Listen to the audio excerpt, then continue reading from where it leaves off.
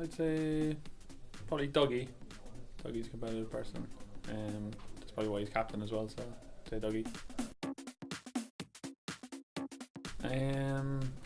There's a few. I don't know what to say. Maybe Stephen Kenny. Probably too many there to name off just one. He's at it every day. Like. Best player I've ever played against. Going back to my U-team days at Peterborough, we played a game against Arsenal when I think Patrick Vieira got banned for 6 or 7 games, so we played him in behind closed doors game. The likes of Vieira, Henry, Lundberg, they were all playing, so Pires. So take any of them, that was just unreal. We played them a couple of games actually, and just their movement, and they were so many levels ahead.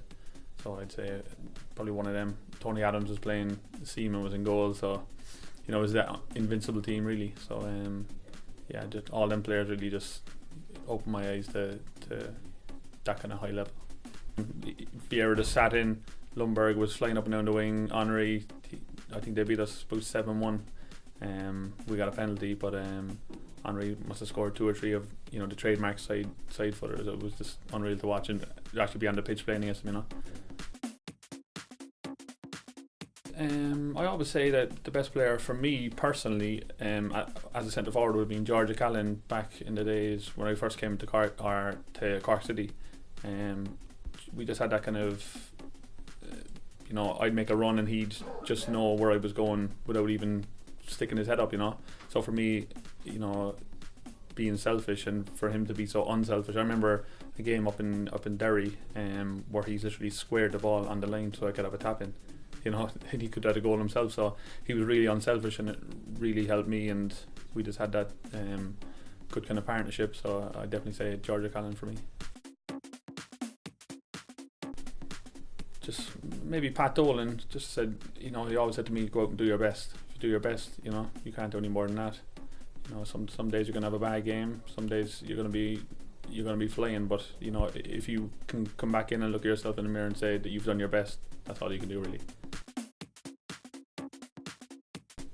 I'd have to say it was probably a game that I wasn't that much involved in, or I didn't even score in that game. But last year against Drogheda, Greener got the last minute equaliser.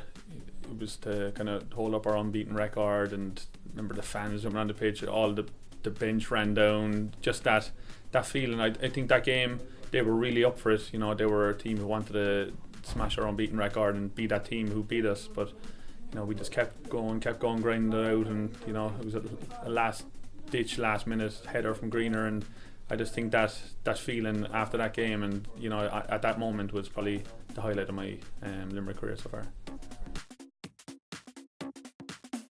Maybe going back to years, when I was in Cork Kennedy Cup squad, I scored a goal. We played Dublin DDSL in a friendly before the Kennedy Cup started, and I scored a goal probably just inside it, my own half, or just inside the attacking half, where I've taken a touch on my right and hit a left foot volley, and it's gone into the top corner. Just one of a million shots. Like, I actually got a call up after that to the Irish squad, and I, that was the first time getting into the Irish panel, so that was one of the goals that really stands out.